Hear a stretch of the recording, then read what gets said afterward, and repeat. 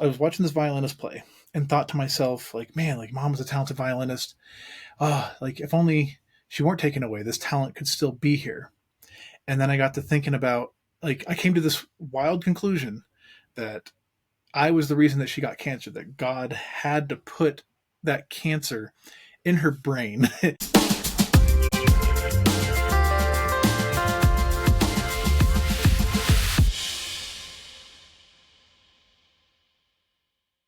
Hi everyone, welcome back. This is part two of my discussion with Mike and Brittany, this time focusing on Mike's journey. Unfortunately, when Mike was very young, his mother was diagnosed with a brain tumour, and sadly, it got progressively worse over his childhood until she passed away when he was a bit older. I think it must have been very hard on Mike. I certainly know it was from the discussion I've had with him. And I think maybe it's one that some people can relate to, of an absent mother who couldn't be there for him, both emotionally and physically. I'll let Mike tell the rest of the story, but if you resonate with it, if you can relate to it in any way, I really hope you get something out of it. If there's anyone out there who would like to contribute with their own story, you can reach out to me via my email address in the comments, the video description, or on social media, and I'd love to have a conversation with you as well. So this is part two. This is Mike's journey. Thanks for watching. I think we should just dig in to Sure. you if you want to talk about it. I think from the conversations I've had so far, I think Brittany and I have similar experiences. My mum was Yeah. my struggle. Hers was her dad, and you have a very different story that obviously Yeah. people can relate to. That I think, well, everyone's different, so some people are going to want to hear your Yes. story as well. So why don't you tell yours? Yeah. So, like you said, like my trauma, while still significant, is different. There's not quite the parallels that yours and Brittany's has. So the the TLDR version of it is that when I was around 9 or 10, my mother was diagnosed with brain cancer. And I grew up in a family. There's mom and dad, me. I was the oldest. I had two younger sisters. I have two younger sisters, and they are 3 and 6 years younger than me, respectively. And so, of course, that was really tough on us. Also, naturally, um, they at the time of the diagnosis, the outcome they gave was, we think that she'll probably live another 2 years tops, maybe. Somehow she ended up living another 11 years. And as much as that may seem like a miracle, at least on paper, honestly, it wasn't, because so the cancer was not like one singular tumor that they just pulled out. It was more like it just spiderwebbed throughout different crevices of her brain. So they were It's only able to spread. really, yeah, they were only able to scrape like a little bit, because anything more would have potentially gotten brain tissue. So even though they're with radiation therapy, they were able to at least cease the growth of the cancer, but it was still there, still doing damage on the brain itself. So after about 2 or 3 years, like she continually just was like her capabilities were decreasing more and more. She was less capable of walking, less capable of critical thought, less capable of holding a conversation as that went. So it really just kind of became this waiting game of over a decade of all of us just kind of, it's like sitting next to a bomb, knowing for sure it's going to go off. It's not a question of if, it's a question of when, but it's going to happen anytime between the next like 2 seconds or the next 5 years or something, and you're shackled to it basically. Maybe it's a bit grim because, like, but again, like it's a, so it was, so that was our life growing up, like, just, yep, mom's sick, and through no fault of her own, she was an invalid. She was not capable of being the mom that we needed her to be. And I sometimes will, in a cheeky way, kind of tell Brittany and tell other people who have been, where their trauma is based more on abuse. I'll kind of joke like, well, at least you've got someone that you can hate. I can't hate my mom. Do you know how much of a dick that would make me? So, because obviously, whatever anger I have, even if it's merited, it's not fair to direct it at her as a person, right? But maybe you didn't always know that as a young kid as well. I wonder if Mm-hmm. you did go through periods of hating her, wishing she was different, I, resenting her. I didn't, but of the two sisters, the older of the two did. There were times where Mm. she was just kind of like she'd just be sitting there, just kind of cringing in on herself and like literally pulling her hair out of her head, saying like, I hate her so much." And my dad would set her aside and tell her, "No, it's not her, it's not your mommy that you hate. It's the cancer. It's the cancer you hate." You know, and I really appreciate that he did that, because he was it was not only was it redirecting it, but it was also validating, letting her know, yes, you're allowed to hate right now, because um, and depending on what culture a person grows up in, it's so easy to like disregard hate. It's so easy to say no, you shouldn't hate. Hate is, it's a bad feeling. Don't have bad feelings, and it's simply not realistic to just not feel certain things. I often, and you're gonna get a lot of my go-to metaphors here. I often will use these in sessions with people where I'll tell people, you have about as much control over your emotions as you do over the taste and food that you have. Okay, you have certain foods that you like and dislike, but you're not really sitting there actively deciding if you like it or dislike it. And sure, like there's certain foods that maybe have an acquired taste, but you didn't really you chose to continue trying it, but you didn't necessarily choose to enjoy it. And so to further my point here, if you were eating a meal and I came in and said, "Chris, stop eating it," you are capable of stopping to eat it. Even though yes, I admit it's a weird request, but please just indulge the Go on. scenario here. You can stop eating it. You may think, why the hell is this guy telling me to stop eating? But you can stop. But what you cannot do is you can't. If I came in and said, if I said, "Chris, stop enjoying the taste of your food," you're not going to suddenly go, "Oh, you're right. Ew, I don't like this anymore." That's just not how it works. So there's a difference between the emotions we have and the behaviors that we act on. Like you're allowed to, and that's one thing I really try to emphasize with my clients is the idea of give yourself permission to be angry. Be Well, aware anger of, has a place, right? yes, yeah. So In being and angry, being sad, being filled with hate or whatever, like these all are emotions. We can't control the emotions. We can control the behaviors, but we don't. We owe it to ourselves and those around us to be mindful of the behaviors that we're going to act on. Um, but the emotions themselves, there's no need to justify them. They just are. Sometimes they're even, so they may be irrational, but that's emotions for you. You don't really do yourself a favor ignoring it. Like even if so many times where someone's like, "I'm so angry about this and I feel stupid. I shouldn't feel angry about this." And I tell them, "Well, let's start with the first step there. Just recognize I'm angry." Go with that first, instead of coming up with reasons why you got to stop feeling angry. Give yourself a moment, even if it is just literally 20-30 seconds, to just let yourself be angry, just to know it. And then once you feel it, once you give yourself some time to process it, you're probably going to be a little more level-headed. that's the therapist in you talking now. Yes, very much so. Um, Sorry, it's hard not no, to go into no. that's a little bit of that. Well, it's who you are now, and it's. I think it's what makes you both beautiful people, you and Brittany, because Well, thank you. you see it from your own side, but then also as a mentor side, you Yes. see it. So back to the Um, question you had originally asked, like, was well, it, what I, was anger directed at my mom? Was hate directed? Not from me, from one of my sisters? Absolutely, yes. I'm curious because, well, firstly, what do you think was the emotion that you felt? And secondly, for your sister who felt the anger and the hate, why do you think you two felt such different emotions? And I My, wonder if the yeah, age gap played a part. I wonder if your sister, being the eldest, probably had more time with your mother and good memories with your mother, and the loss of that made her angry. Is my guess, but yeah. I'm clutching at My, straws, maybe. no, I don't, not at all. My dad had a metaphor that felt very applicable at the time. That he kind of compared the hurt we were each feeling to burns, first and second and third degree burns, where it seemed I was arguably, all of course were hurt. I was arguably less hurt just because I was a bit older and I had more memory of her, and perhaps and granted, again, I'm not going to say I wasn't hurt. I think I probably was.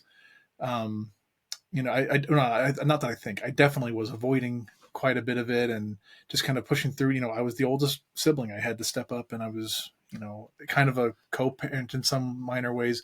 My sister, the next one was a second degree burn. That one, when you're thinking in terms of burns, while it's not nearly as damaging as say a third degree, it is the most painful of the three. And then third degree, the most damage but the least pain, because it is so damaging that you're not quite sure. And my other, so the youngest sister at that time, she had to be 3 or 4 years old, literally has no memories of mom when she was well. And she feels kind of bad because she says that the earliest memory that she does have of mom was this time where she was just kind of running out of the house. Like my sister was running out for something. I don't know. Maybe she saw a dog or something, or I forget what. And being as young as she was, my mom thought, oh goodness, like she's gonna, who knows where she's gonna go. She, follows after her. But this was, as I mentioned, her mobility was also suffering at this time. So she ended up falling down, and I think she did. It wasn't nothing major, but she did end up banging her head on a rock or something, and just gave herself a cut on the head there. So that sister, looks back and thinks, great. Like my earliest memory of mom is one where I feel like it's my fault that she ran outside and got cut up, and so that's just another edge of guilt that she's dealing with. And we've all had to deal with varying degrees of it, and that's something else I'm sure I'll get into later, the idea of like feelings of shame, and how shame almost always follows trauma, and the ways that shame very covertly twists our view of others and ourselves. How it hangs around. Yeah, it's sneaky. It's a sneaky son of a bitch, I'll tell you. I must have misunderstood because I thought your sister who felt that anger was the eldest, but you were the So eldest. I'm the oldest, and I have two younger sisters, one 3 years younger than me, and one 6 years younger than me. So we're all three And years apart. who felt the anger? The middle one. Okay.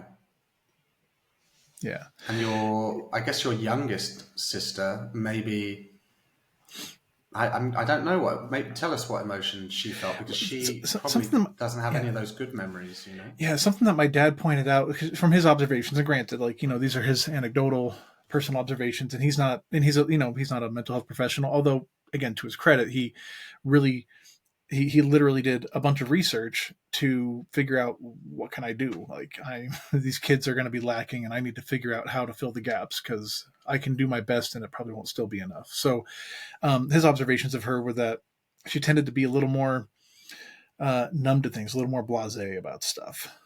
Um, where like things just kind of rolled off her back in a way that seemed like, I don't want to say it was sociopathic, but like it was like, how like when someone just doesn't react in a way that it's like, okay, like you should be responding to this, like you should be crying, or you should be laughing, or you should be something. And I guess she just tended to have this pervasive um you know affect of like not really responding to stuff.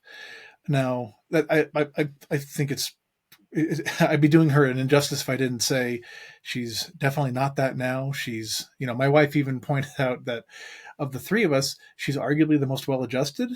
And I was like, well, that seems like a tad like a low blow. And then she explained herself, and I'm like, actually, you're probably not wrong there.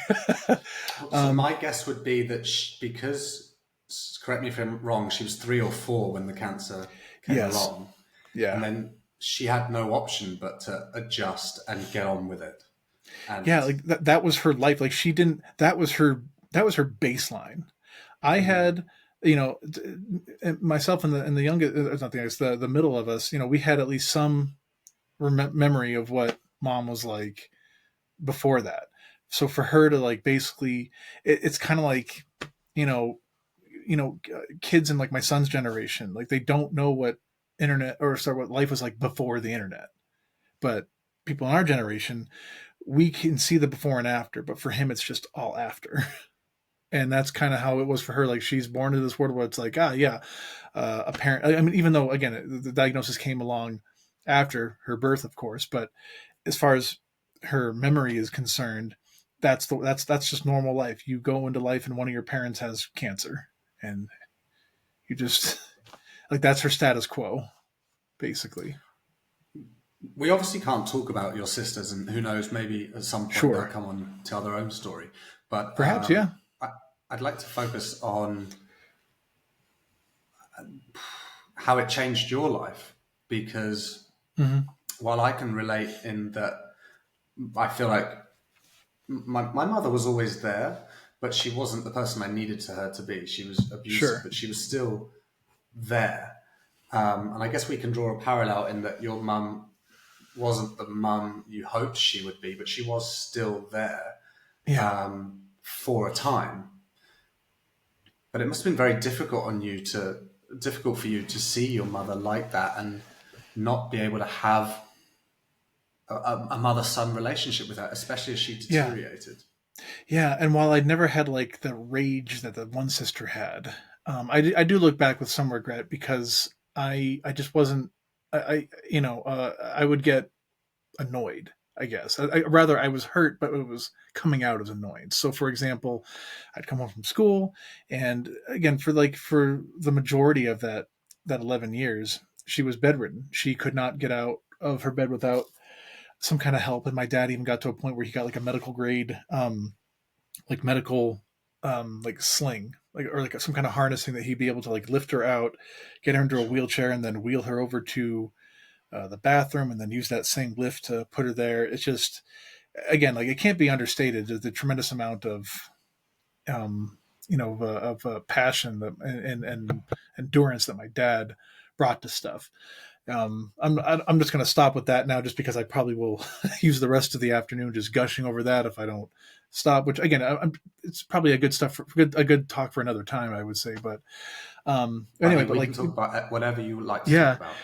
but staying on this topic, yeah. So I'd come home from school. She'd ask, "How was your day?" And I'm like, "It was good." I'm just kind of indulging her, not really wanting to commit to a conversation because I knew fully well that give it 15, 20 seconds, she'd be like, "Okay, that's good," and then she'd kind of wander. Her gaze would wander, and then she'd see that I was there. "Oh, hey, Michael. Hey, so how was your day?" And it's like, this isn't what I need, you know. And No, and every time I tell this, and I make it a point to say, yeah, I really wish I could have done things differently. Everyone around me, makes it a point to say, well, you were dealing with a lot of hard stuff, and they're right about that. They're right. Um, Sorry, I am getting a call from my son's school. I need to take this. it's fine.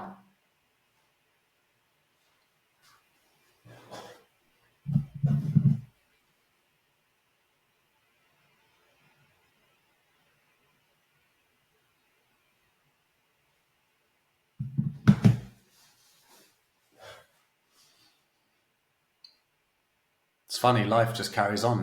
It doesn't stop. And although we're talking about some really deep personal stuff and some hard trauma, you still got to get on with life. And Mike's got to look after his son. So we still carry the weight of the past with us wherever you go. And I don't know. It gets Okay. easier. It's not always this way. So Oh, I'm sorry. sorry. I was just no. I thought I'd fill the space for a second, Okay. but we Sure. probably won't even use it. But sorry, you were talking about you coming home from school and your mum saying how was your day, and you tell her, and then you didn't really want to engage on it because she'd ask you again a few seconds later. That's hard, Yeah. man. Yeah. And like, kind of, even though it's not the same relationship dynamics that Brittany has with her bio dad and you with your mom and all that, but like, what makes it so difficult is like, the decisions that you guys have made in regards to, I'm going to cut the contact off. It's because when you think about it, every relationship we have with probably everyone around us, we are looking to try to get a need met. Um, and that's not necessarily a selfish thing to point out. Like, we're looking to get a need met, which, whether it's being noticed, listened to, reassured, safety, validation, whatever it might be. And it's just so clear that when it comes to your guys' respective parents, you're not going to get that from them at all. In fact, you're going to get the opposite. So you've made you rightly made the decision. Well, then we're done. And like, while I'm not necessarily like as like, it wasn't as uh, I can't think of the word, but like, while I wasn't maybe as resolute in my decision, like, it's hard to like do that, because it's not like, again, it's not like she was doing this on purpose. It's not like she was doing this to try to hurt me. She just was, in every conceivable way, incapable of doing it. It I think wasn't a that's a psychological issue that she could address with herself in therapy. I think that's a parallel that I can draw because Hmm. I don't hate or want anything bad to happen to my mum, and I think Brittany's not the same. I think she wasn't capable for one reason or another that I know of. I know why she was Sure. the way she was. She wasn't capable of being the mother that I needed her to be, in the same way your mother wasn't capable, Yeah. just perhaps in a different way. Now that being said, I think it's fair to point out, and because this is again something I work with a lot of clients when they say, you know what, I'm not as um, I'm not as angry towards my parents now because I recognize I think they were doing their best. And while Mm, while I absolutely agree with trying to reach some kind of reconciliation with that, at the same time, it's also important to recognize that that doesn't negate the fact that there was still a need there. mm. You might be hungry, but there's no food available. Well, okay, that doesn't suddenly make hunger go away. You know, and so like it's fair to say I don't hold a grudge with them any longer, but I recognize that there were needs that I needed met, they weren't being met. You can see how it's a much more healthy, stable view than just saying, "Ah, oh, fuck them for not, being there when I needed them." Did you ever fantasize about having a different mother? Because I did. I don't know if I did. I feel like that's something I should have known. Well, I, hmm, I'm surprised. I would have thought you just said yes. Would have been my guess. That's why I I don't asked the know. question. But Well, I'm gonna kind of rewind back to to because the topic a bit because you asked like how I handled things, and again a lot of it was just pushing forward, just kind of soldiering on through. That was a huge part of what I needed to address in my own therapy, which when did I start it? Because she eventually passed away in October '06, and I didn't start seeing somebody to go through this until I want to say so I let's think see, you'd have been I just 20, 19. 20 20. I want to say it was 2015 or 2016 is when I eventually then, so like 7 or 8 years later, was when I finally realized, okay, I need to talk to somebody about this. And it's because, as we were kind of talking about earlier, the difference between feeling up here and feeling in here. And I did almost all of my feeling up here. I over intellectualized almost everything. And Me too. you think of, yeah, think of it this way. Like, there's a lot of reasons why that was happening, um, in no particular order. First of all, I'm a guy, and uh, whether and whether it's I'm not going to belabor like how much of that is cultural or biological, but the fact is like being a guy, that means that the traditional role that I'm fulfilling is, not having feelings, or at least not addressing them. Raised by a single parent guy, effectively, who also, mind you, is an electrical engineer. So he's already like I love the guy, but and so what I'm going to say here, I would say to his face too, and he would also admit it. He's an absolute weirdo dweeb of a guy, like most engineers are, you know. So like he's already very like problem solving minded. He's already very solution focused on stuff. So Logical. he's very logical, yeah. And then of course being the oldest, I'm in a position where I naturally have more responsibility, having to lead the way with my sisters and whatnot. If dad steps out, who's babysitting? Well, it's me. Of course, I'm the de facto authority there. So I Mm. have to. So all these factors and maybe more, are, played into me basically never giving myself a chance to feel, or maybe if not giving myself in some cases, avoiding chances to do it. So like, and this was when I did go see a therapist, like she would ask me, so how are you feeling? And I would start saying, well, this, that, and she's like, no, no, stop. Excuse me. I asked you what you're feeling, not what you're thinking. You're doing your feeling up here. You've got to, what do you, and I'm just kind of looking at her like, what, why are you telling me how I get to feel? But, after I'm going with her week after week, I'm realizing, oh shit, no, like I was not doing a good enough job feeling. And like I had May I oh, cut in? go ahead. Yeah, please. Um, I just wanted to relate to that quickly because I remember in the UK we have the NHS, the National Health Service. It's a free hospital service. It's better than Okay. US, I believe. And I went and did Probably. mindfulness. Mhm. I went to do mindfulness, and if you've ever done mindfulness, it's about thinking and feeling within Yes. your body and feeling different parts of your body. I remember Hmm. vividly being in my room trying to practice mindfulness, and for the first time being able to feel different parts of my body. And I was Yeah. able to feel my heartbeat in my foot or in my leg or in my chest, and being, whoa, Yeah. am I special? Can I, is this a power that I have? And it was, I don't know, a few days or a week later that I realized, oh shit, everyone can do this. Because I was also very much stuck inside my own head. And Yes. I think too much. Clearly, I thought too much all the way through my life, and you internalize stuff in your head rather than Yeah. feeling. And I bet a lot of other people can relate to that. Yeah, and that's what trauma and that's what shame does. Like we basically are like we can't just not feel. We can't. Like we literally can't. Um, but Yet but we but didn't. but but what we do is that we ignore it. We push it down. We kind of Mm. pretend we don't feel it, but it doesn't go away. Um, Trauma is not, oh, the fucked up thing happened and now I'm really messed up because of it. It's a more accurate, albeit still reductive way of describing it is, the this bad thing happened, and for whatever reason I didn't have a chance to really let myself feel what I needed to feel there, and that means that the emotion is still stuck and rattling around and doing all sorts of damage there.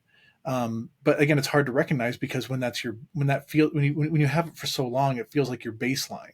So when people are saying, "Oh, you're really hurt," you're thinking, "What do you mean I'm hurt? Like this is just how I am." Like shame and trauma don't just lower your ceiling on happiness on you, but it does it in a way that makes it that disguises it. It fools you into thinking it's not there. And then when you see other people that are happy, you think, what the hell's their deal? You think they're the weird freak, and then you realize, oh no, wait, actually I'm the one that's suffering. Um, but it's important to recognize that, yeah, that's a result of it. One of my favorite definitions I got when I was in grad school from a fellow peer was, trauma is a normal reaction to an abnormal event, and that is so important to recognize that, like, again, like it's easy for us to be so down on ourselves and feel so little, feel that we are so worthless and not worthy of healing. Even if we think it's like, our shame will tell us so many things that, oh, it's impossible, we can't do it, or even if we can do it, we don't deserve to do it, and it does it in ways that really feels convincing to us. And A normal yeah. reaction to an abnormal event, right? Yes. Yes. It's cool. I've not heard that before. Yeah, and it's important. I think it's important to take away because, like, it's so easy for us to think I'm this fucked up freak, when it's like, no, what's messed up isn't you. What's messed up is the thing or series of things that happened to you. And this is kind of like where we. So for me, my wake up And you're call. not a fucked up Oh, freak, are you? And no, I you're not mean, a, I mean, and I am. I've said that to myself, even Yeah, as an adult, not long ago. I sure. mean, probably last week. It's that thought does pop back into your head now and again, but it gets easier to deal with, I think. Yes, I think so. Because and that kind of where we, if you recall that shame map that I shared with you that I got from one of my therapists over the years, it really puts a lot into perspective. Where both you see two things. You see the difference between how shame interacts with a person's mind versus how guilt does. But what also helps, if you're anything like me, when you start to really call out your own shame, you can kind of do a little kind of like a mental trace back of like, okay, why did I get defensive in that moment? Why did I feel like that thing was my fault? Why did I apologize for something that wasn't my fault? That's like, it's kind of a joke among therapists that, like, we could practically make a drinking game out of how many times our clients apologize for things that literally aren't their fault. I'll even preface Mm. ahead, like if we're running over time, they don't have a clock. Like I have a clock that's usually behind the client, like out of their sight, and I'll keep an eye on it. And sometimes I'll let it run a couple minutes over. And then I'll say, okay, well, we got to wrap it up now. And they'll look at their phone and be like, oh shit, I'm so sorry. It's like, no, it's my job to keep an eye on it. I'm the one that chose for it to move through. Sometimes I'll even say ahead of time, hey, don't apologize, but we do have to wrap up because we are over our time. Oh, Mike, I'm so sorry. God damn it, I just told you not to apologize. So anyway, Do you? So I'd like Yeah, to talk about that very quickly because I know sure. why I apologize all the time. Or I used to. I've got a lot better at it. I used to apologize all the time for things, and for me, it was because I got the blame at home for a lot of things, and I took Yes. the anger of my mum and my family, and it was never anyone else's fault. I was always the bad kid, and it Yeah. was my fault. So I got used to saying sorry just so that I didn't get beaten up or I didn't get yelled at or to keep Hmm. someone happy. Can you relate Yeah. to that? To an extent, yeah, yeah. I feel like because maybe even though I wasn't ever actively blamed, like what you're describing, it is very common for people when they go through trauma and that emotional irrational part of them, for many of us, is very quick to assume blame. And it's very common in kids. For example, probably one of the more common examples you might see is, um, if a child has, his or her parents going through a divorce or a separation or something. They tell, all the research says, like, parents, make sure you drill it into this kid, it is not your fault. Little Billy, it's not your fault, it's not your fault, it's not your fault, because they will automatically assume that blame. And the reason for that is because what's happening around them is completely out of their control, and it's scary and it's chaotic, and we don't like it when things are scary and unpredictable and out of our control, because then it feels like we're in some kind of danger. So how do we fool ourselves into thinking that we're in control? We lie to ourselves and we tell ourselves that, well, it's my fault, I could have done something. Little Billy could have done, Billy's thinking to himself, if I were a good boy, mommy and daddy wouldn't be so angry all the time and they'd stay together. That's where you get things like survivor's guilt. And that's where we get what I'm going to talk about right now, where, this is like, I talked about this with my therapist back in, in the 20 teens there, where I had a couple of bouts in my life where I was crying uncontrollably. And I really should have been paying attention to the first time, but I just kind of disregarded it, whatever. Brittany and I were either, we were dating or engaged, or maybe we were even married at this point, but we were going to this mandatory symphony that the school was putting on, because they had like a fine arts thing where you had to go to, like, a symphony, and you had to go to a musical, and you had to go to an art gallery, and all these things to, this checklist of things of, like, you got to go all these things within one semester, and then otherwise you don't pass. So we're at the symphony, and it's not usually my thing, but I'm feeling obligated to have to be here already. I'm not enjoying it.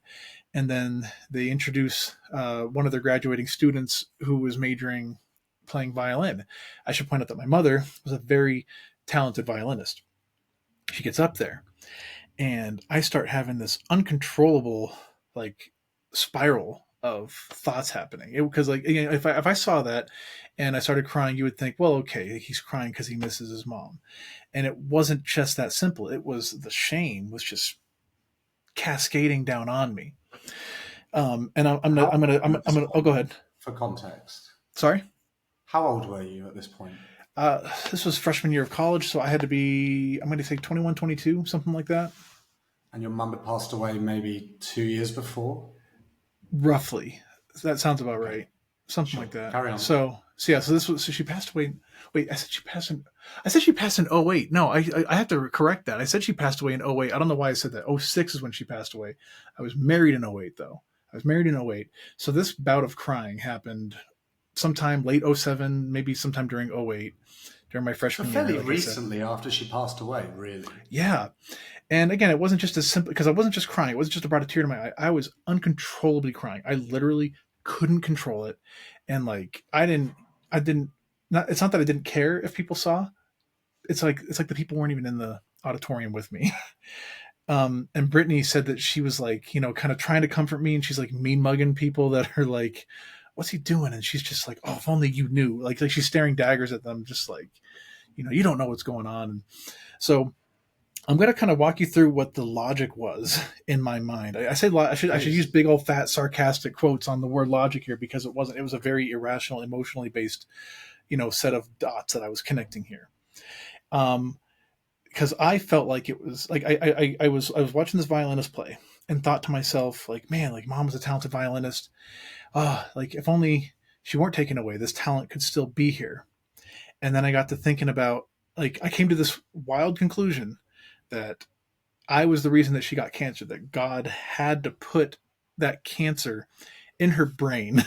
And the reason I got to that conclusion was when we were younger, my dad, I don't have much memory of this, but my dad would say that when my sisters and I were younger, we'd leave our toys in the living room like any other kids who were playing around would do. He'd come home and say, "Kids, clean up these toys." And again, I don't have much memory of this, so I'm taking my dad's word on it, but he said that when he would tell us to do this very reasonable expectation, she would step in and say, "No, don't do that." And to hear his side of things, he said it's because she was really worried that we would resent her. We'd resent them if they made us, you know, clean up our toys. And of course, like anyone with any kind of knowledge of parenting would know that, well, yeah, boundaries are important. Teach kids the expectations. Yeah, clean up your Teaching. toys. Teach them that. But in her mind, like, and I'm sitting there thinking, like, so wait a minute, like, if, like, I'm saying, I'm like, this is all happening in the span of about maybe 2 seconds, all this Sure. swirl of thoughts. I'm thinking to myself, wait a minute. So, um, if, what if, um, damn, I'm trying to gather these. My thoughts are all trying to come out like the same door, like it's a Three Stooges routine. So I'm It's like, okay. Take get the your first time. thought third first. But So you in should my say mind, sorry for it. yeah, I won't. But so in my mind, I figured, wait a minute, okay, so maybe in order for me to turn out to be the person that I am, God needed mom to step aside in order to like stop spoiling me and my sisters, basically, in order for my dad to step up and set more reasonable boundaries in place to grow up with us with the ability to respect people that are older than me and authorities and such. Welcome back. Hello, it Hello. is raining. I bet it is. So I'm thinking, yeah, that God had to put this cancer in her brain in order to, incapacitate her, in order for dad to step in as the parental figure, in order to put me on the right path. Therefore, like, it was my fault. If I were a good enough kid that didn't need such harsh correction there, then God wouldn't have taken mom away from me. God wouldn't have taken such a tremendous amount of violin playing talent off the planet. Hence my episode where I'm just crying uncontrollably in the middle of this, very beautiful symphony.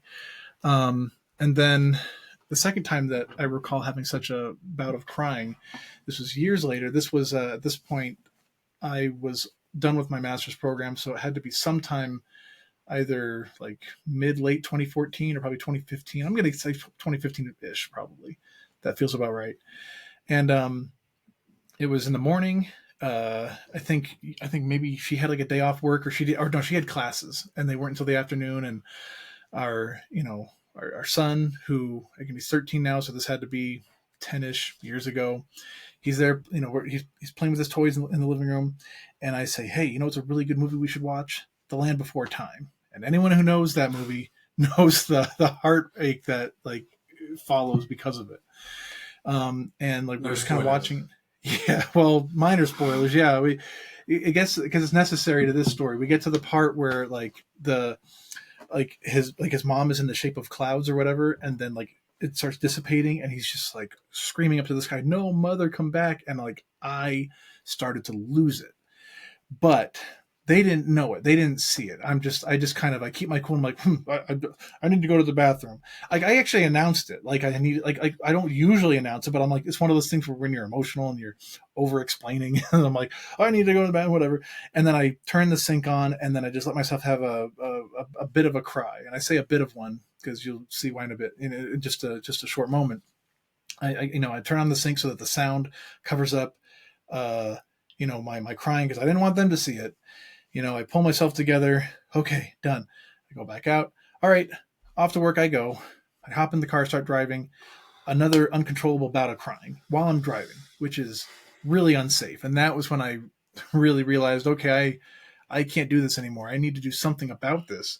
And that's when I started bringing it up in therapy. And that's when, because I was already seeing someone for therapy for other things. It was kind of like part of my training as a therapist. I kind of get an idea to see what it's like in a way. Um, and so then I bring this up like, yeah, so I had an uncontrollable bout of crying. You did? Like, this is a big deal. And then I explained the whole, like, yeah, I thought it was God punishing me by putting cancer in her brain. And she had to like really break it down and say, Mike, really, like, really answer me just straight here. Yes or no?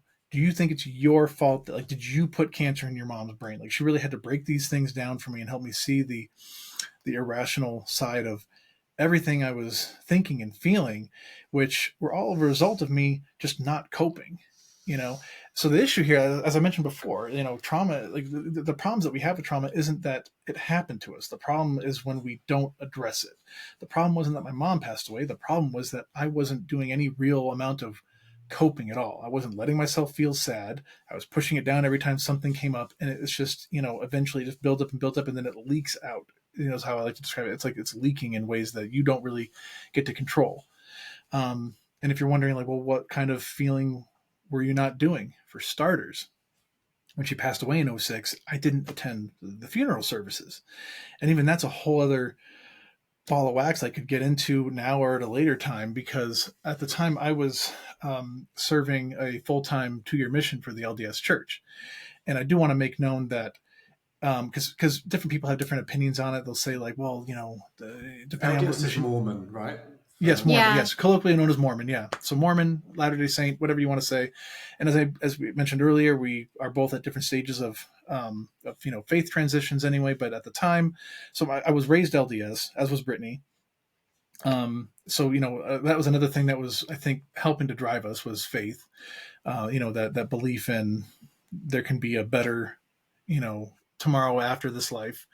And I feel it's fair to point out that while the church gets a lot of crap, much of it well deserved, at no point did anybody obligate me to, like, stay. At no point was anyone like, no, Elder Sherman, you need to stay here. No one said that, at least not directly, because the night that I got word that she had passed away and I had a phone call with my dad, without him even getting a chance to ask what my decision was, I told him right away, just so you know, I'm planning on staying. And he's like, okay, well, that's your decision, but you can come if you want. And it wasn't until, like, years later where I'm, like, deconstructing, like, why did I do that? Like, why did I not want to go? There's a whole number of reasons. Part of it was I felt like, how do I put this? I wasn't sure if I wanted to, if I were to go home, then I'd be left with the decision of, okay, well, am I going to stay home or am I going to want to come back? If I do come back, that means that, like, Dad's probably going to have to pay out of pocket for all this plane fare, and I can't do that to him, not while he's got a funeral to plan, So, like, in my mind, I'm being considerate. I'm really, and this is where I'm saying, like, where shame is real sneaky, because the way I just spelled it out there, in a way, kind of makes sense. But in a deeper, more important way, I really shortchanged myself. I really went in I really did some wild mental gymnastics to not address my needs. And my needs at that point were, I need to feel sad. I need to grieve here, But staying, but it didn't help that I was encouraged to stay. Like, again, my dad said, look, whatever you want to do, you do it. You make the decision. We support it. You want to be home. You're home, So I can't stress enough that my dad was very supportive, but that's kind of why I strategically cut him off before he got the chance to ask. But then he kind of fluffed it up a bit and said, well, your mom, when she was around your age, she also served a mission in the same country. So, if it helps, you can kind of think of this as a way of honoring her. So I thought, yeah, sure, okay. So I jumped on that opportunity. Why? Because, again, it was a nice fluffy way of continuing. Well, maybe not continuing at this point, but starting my avoidance process. Right. It also didn't help that, even though I kind of spent a bit of time defending the mission, it doesn't help that, like, less than a month before that, the mission president, the one who's presiding over the mission, seeing all the elders doing their proselyting work, gave a big to do about, I have missionaries coming here all the time saying, President, I need to go home. Why? My parents, they're going through a divorce. I got to be there for them. Why? You're not a lawyer. What are you going to do that can help them? And they basically emphasize this whole idea that, like, there's no better place that you can be than here. And I did take that to heart. But at the same time, again, I don't want to, like, as much as I'll blame the church about plenty of other stuff that we may or may not get into. Again, like, it's not like they shackled me to it. They did kind of condition me to say, like, to think this is the best place you can be. But I did pounce on that opportunity to avoid. And that was a pattern that I just continued with for years later. And this is what I try to teach people about, like, this is why it's important that we feel our feelings. I was pushing it down for nearly a decade, and then every time I had an urge to cry, I'd push it down until it would come out to an uncontrollable amount where, like I said, I was literally driving a car with tears in my eyes. It's like driving in a rainstorm without the windshield wipers working, or the way it was just kind of Sure. all, you know.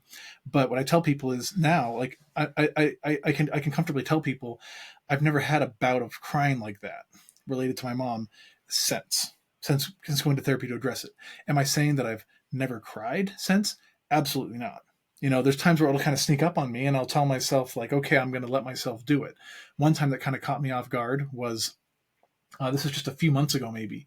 I was working out, and on my rock mix, it randomly shuffled the song "The God That Failed" by Metallica, which is a very potent mix of sad and angry. And as I'm, like pulling these bands I'm working with, I'm like, I'm gonna pull them. I'm probably gonna hurt myself in some way if I don't give myself time to just stop and just sit somewhere and just cry. And I let myself do that for about 3 minutes, and then I was done.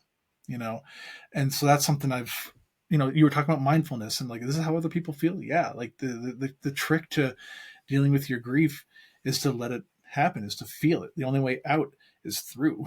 So, and the last time I think I had a pretty significant cry was it was I want to say it was December, and it was on the day of her birthday. My dad sent out a text to me and my sisters, just kind of saying, "Hey, it's your mom's birthday today. She would have been this many years old."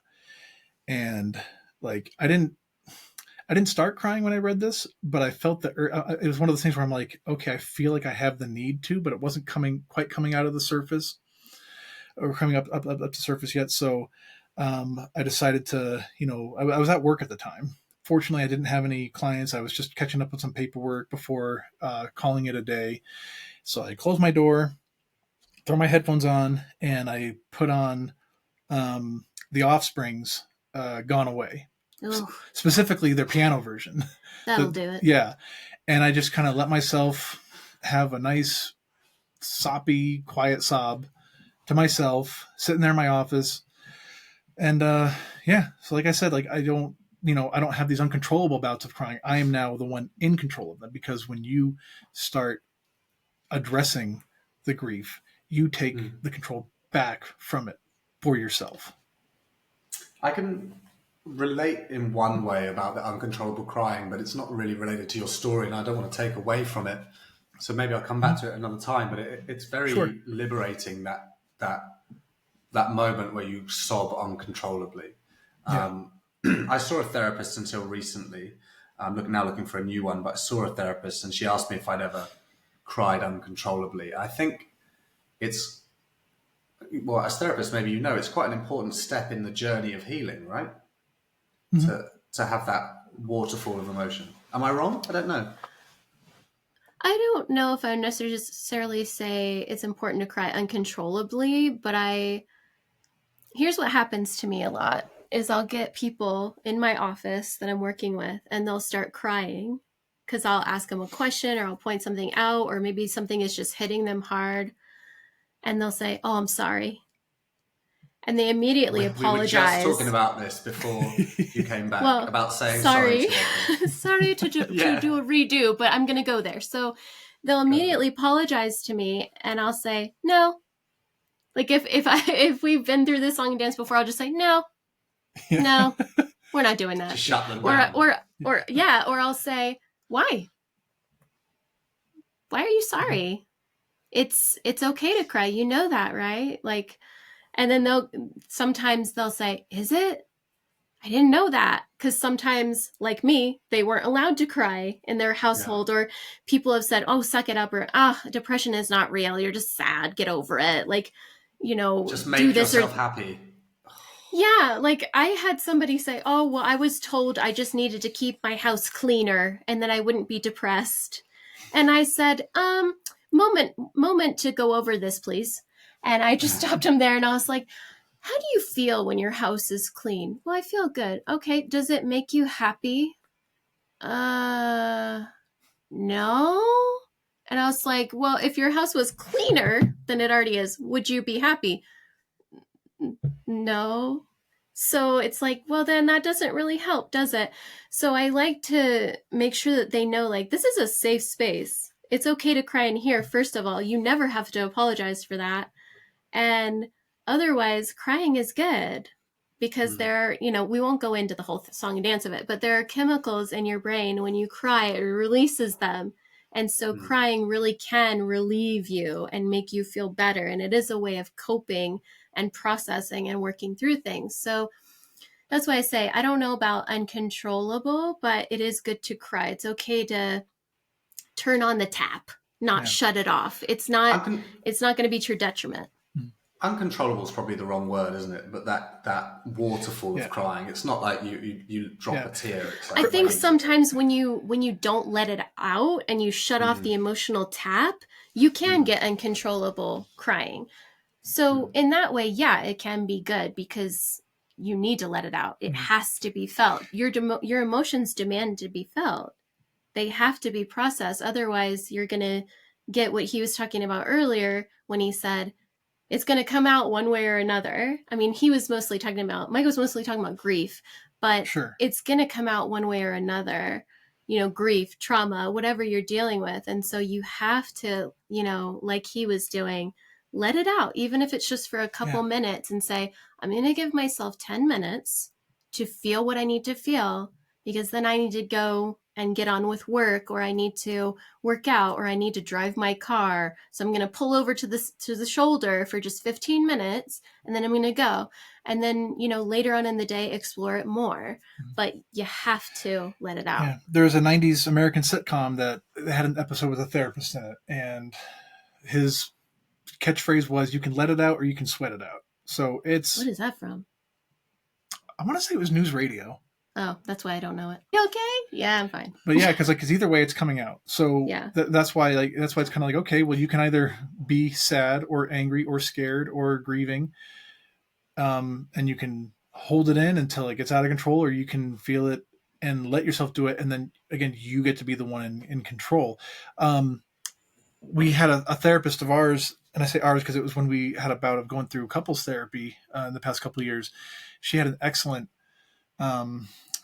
example, which I'm not sure if she got it from somewhere else, but like if you were to imagine, that one of those for cake decorating, like one of those piping bags, with the nozzle at it, you're putting a little bit of pressure on there and it's coming right out the nozzle the way it's supposed to, so the pressure is appropriate. And she said, but if you imagine putting a marble there, and now you're squeezing the bag, but it's got nowhere to go. But if you just keep applying the pressure and applying it, now it's going to squirt out, it's going to like rip the bag, so that's kind of how it is with our emotions. If we don't find a way to express them in controlled ways, they're going to come out in uncontrolled ways. Another example I can share, and this one's one I think I actually developed myself, is it's basically the same basic principle, but instead of frosting it, imagine hot dogs. Okay. In my family, if you wanted to warm it up in the microwave, I'm surprised when I've told people this example, they're like, you can do that. You take a fork and you stab it about 3 or 4 times so that when you put it in the microwave, it doesn't explode. The steam and the pressure has somewhere to go.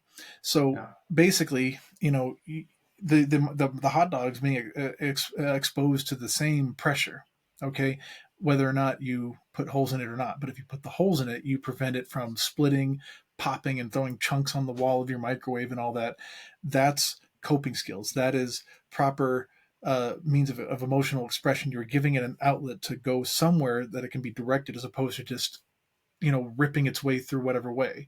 That ripping its way, that's the uncontrollable crying that I and many other people have experienced. And there are less how do I want to put this? A lot of people feel like crying is scary, like it's kind of threatening to them in a way. And so there are other ways that you can process through emotions there are ways I've done it, and I recommend it to clients that feels a little bit further away and at a safer distance for them, which is sometimes I might feel like Mike has before, like, I really feel like I need to cry for some reason. I don't really know what's going on, but I need to cry. And so, it's either because it's confusing, or it's like, I don't want to think about that right now. So I will watch a clip from a movie that's sad, and I'll just cry through it, like somebody's dying or something bad is happening, like, I don't know, like an Avengers movie, probably. Or The Land Before Time. I looked Yeah, at but I don't footnote. like that movie. Okay. Sorry. You already knew that. It's not all about you, Mike. That's true. A lot of times it's about me. What No, would I'm Mr. kidding. Blue think? Shush, it's my turn. Or like a book that has like a sad part, or even, an angry piece of media or something like that, and just sit and watch that. And then it's, like I said, it's a less invasive way of moving through your emotions. So it doesn't have to be crying, but just some way that you can feel it in a way that feels safe for you to move through it. It's interesting. We not to derail the conversation, but we've gone away from talking about your individual traumas to you guys being therapists again. And it's not a bad thing, but it's natural. I can feel That's the our kindness mode. in you. That's our mode. That's where we go. That's where we go. Yeah, like some people, like I've been jealous of like people who are into photography. They see the world in terms of, oh wow, look what I can photograph. Look at how that light is hitting there. People who do parkour see the world in terms of how can I get up, over, or around that. And we see the world in terms of like that guy is acting out in shame. He probably, like he or she probably dealt with X, Y, or Z or something. And it's not that we're trying to like, zero in on people, but like I compare it to like I've known guys that are like mechanics or like hardcore motorcycle enthusiasts, and like we can just be walking along the side of the road and they'll hear a car drive by and they'll say, "Ooh, that guy needs to check his something or other." Like they don't even like they're not even looking under the hood, but they know, and that's kind of how we are. Like, we can kind of see some of the more obvious red flags and stuff. But I'll put it to you in another way. Think of it like this: when you've been through trauma, it's like you put on a certain pair of glasses where you see the world a certain way. Like you can see or you can tell instinctually. Is that a word? Yeah. Instinctively. Yeah. So I guess it wasn't a word. Oops. You were wrong. Sorry. I'm mansplaining. We're wrong. Sorry. You can tell when someone is dangerous. For example, like you can just kind of look at somebody, you get a feeling or something, maybe like a spidey sense. So that's what I would say it's like for me. It's like I have my therapy glasses on where I'm like, you know what? I think they're dealing with something. I think they're having a hard time. And so for me, it's like that where I can see pain, and all I want to do is sit them down and like sit next to them at the very least and just say, you're not alone.